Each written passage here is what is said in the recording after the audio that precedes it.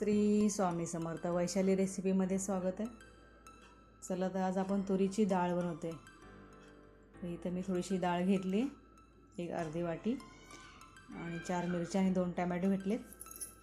ते आपण शिजायला घालणार आहोत. टमॅटो कापून घेते, मोठे मोठे तुकडे करून घेते. 1-1.5 ग्लास पाणी घालते त्याच्यामध्ये आणि कुकर गॅसवरती ठेवून देते. 1-3 शिट्टे होईपर्यंत कुकर आपण डाळ शिजवून घेऊया.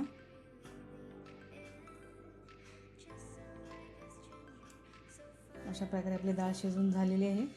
इथे मी थोडासा लसूण आणि कांदा घेतला आहे. लसूणच्या 4-5 पाकळ्या किसून घेतले. कढईमध्ये तेल तापायला ठेवले, त्याच्यामध्ये कढीपत्ता घालून घेऊया. मोहरी आणि जिऱ्याची फोडणी देऊया आपण. आता आपण किसून घेतलेला लसूण आणि कांदा घालणार आहोत.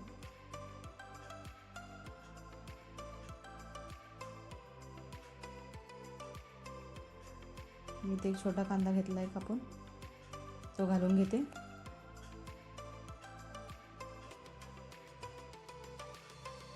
आणि आपली शिजलेली डाळ अशी घोटून घ्यायची.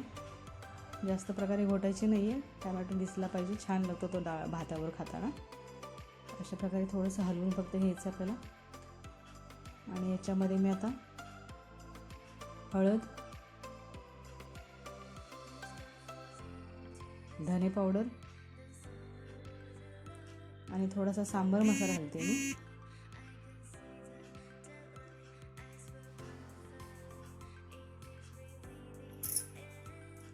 कोथिंबीर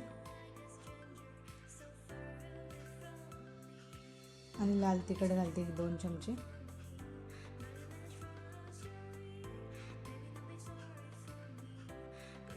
आता आपण शिजवून घेतलेली डाळ याच्यामध्ये ओतून देऊया.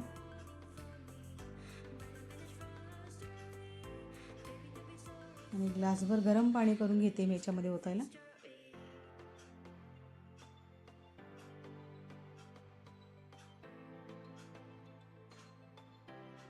चवीनुसार नमक ॲड करूया आपण याच्यामध्ये.